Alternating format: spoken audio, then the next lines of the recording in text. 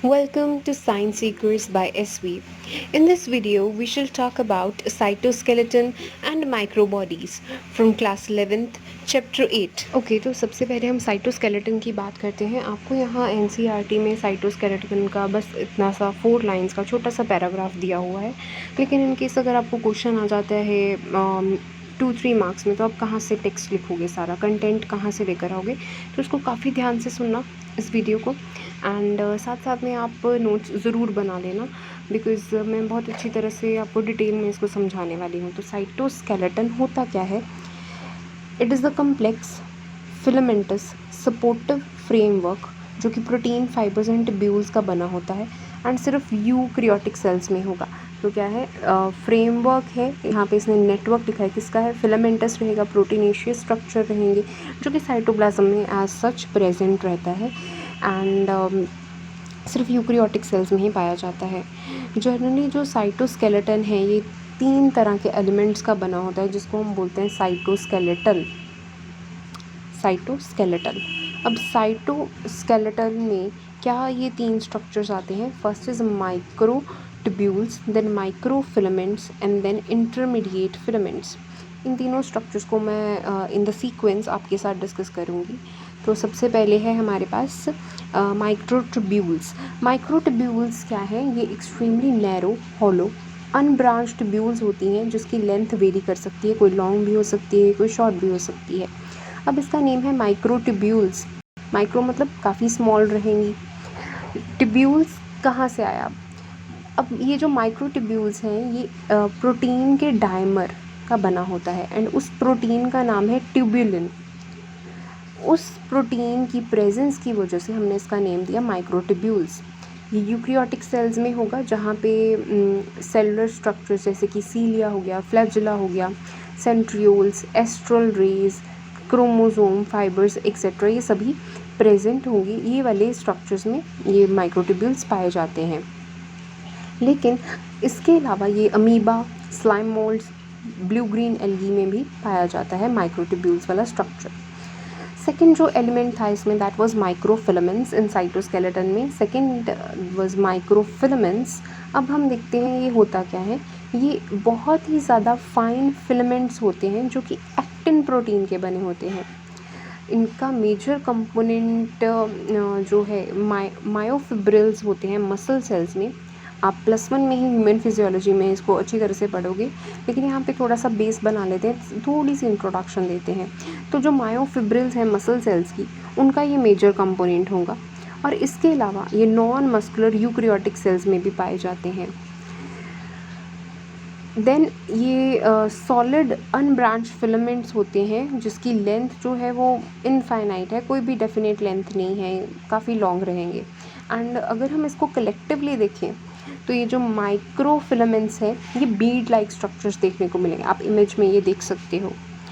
Further ये जो exist करता है, they exist in the double helix form, and also they occur in microvilli, pseudopodia, adhesion sites, ruffling membrane, microvilli intestine में, human beings की अगर बात करें वहाँ पे, सीडोपोडिया अमीबा में, एडिशन साइट्स जो किसी अटैचमेंट को अलाउ करती हैं वैसी साइट्स, तो उनमें ये जो माइक्रोफिलामेंट्स हैं ये देखने को ईजिली मिल जाते हैं।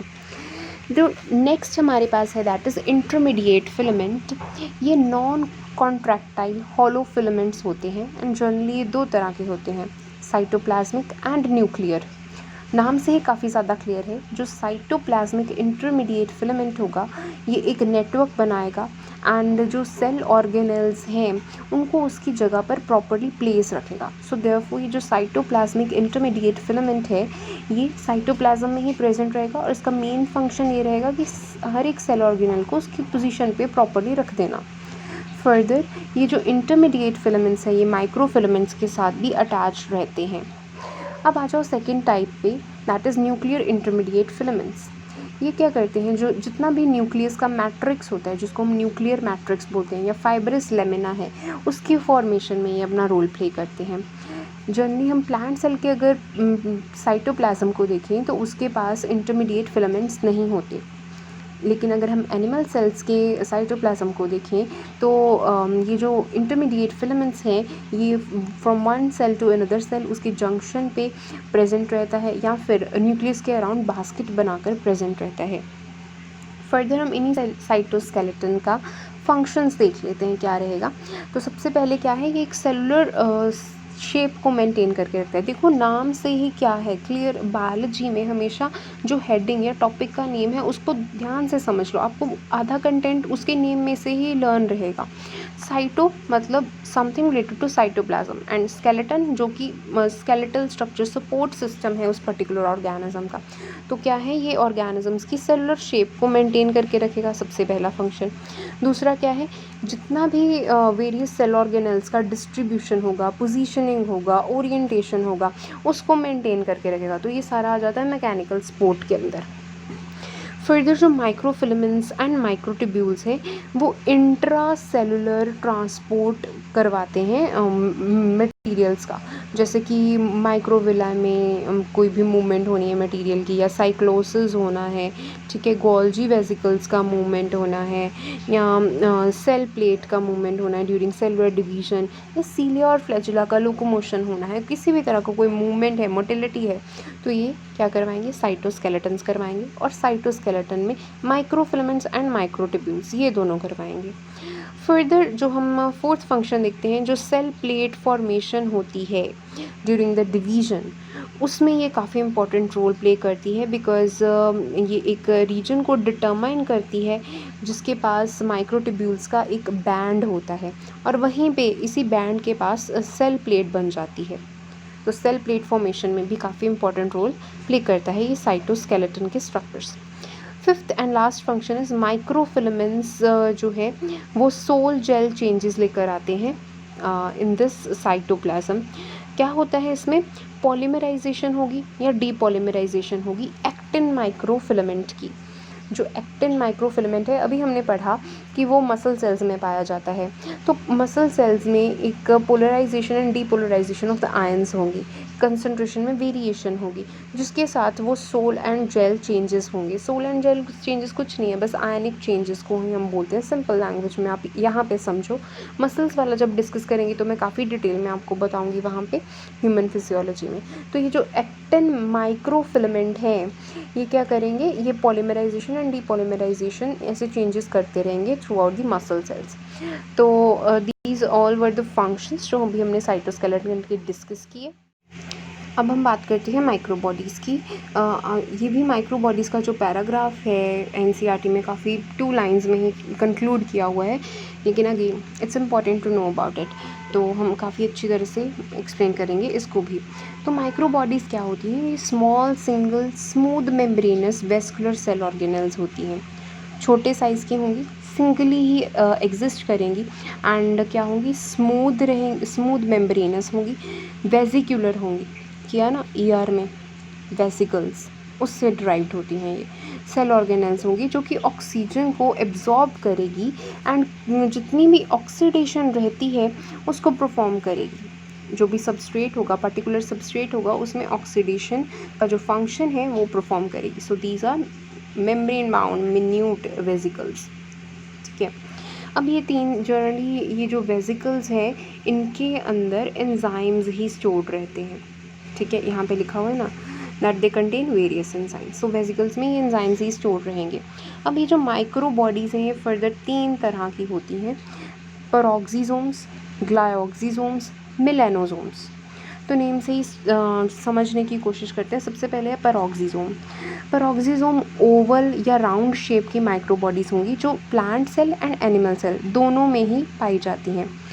ER that is endoplasmic reticulum के मेम्ब्रेन से ये जो वेसिकल्स हैं ड्राइव्ड आउट होती हैं पेरोक्सिसोम्स की।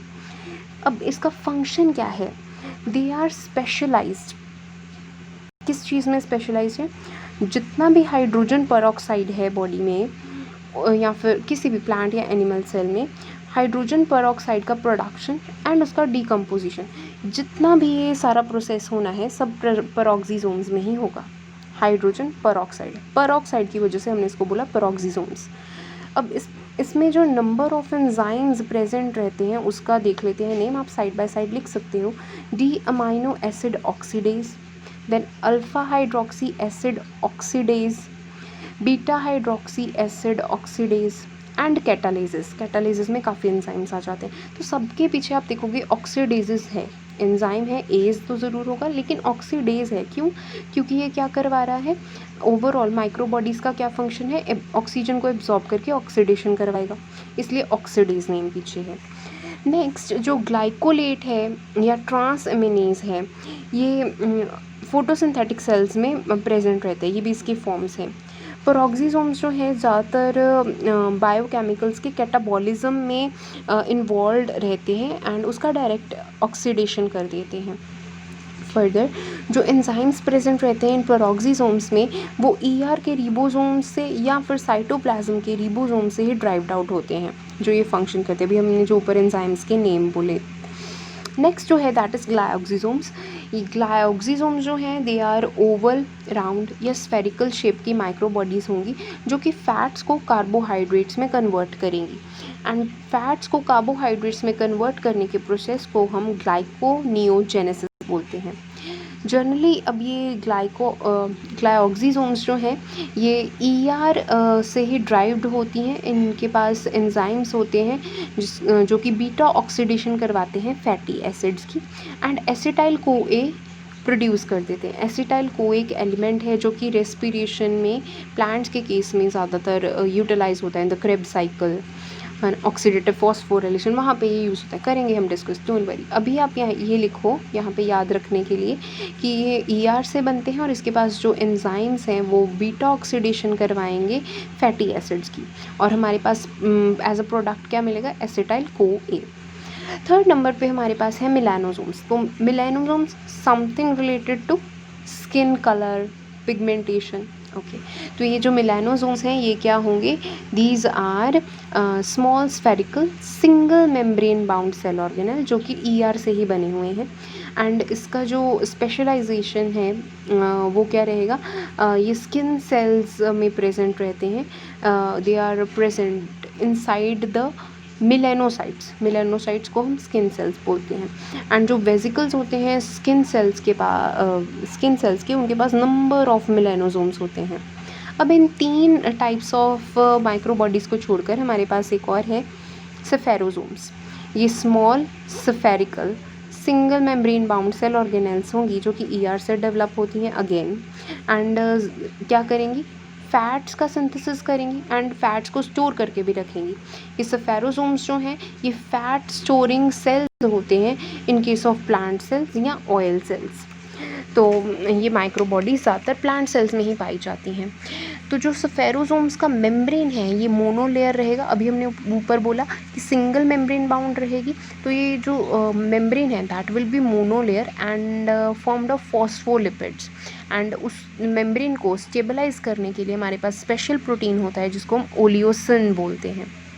So this was all about the 2 cell organelles, that is cytoskeleton and microbodies in very detail.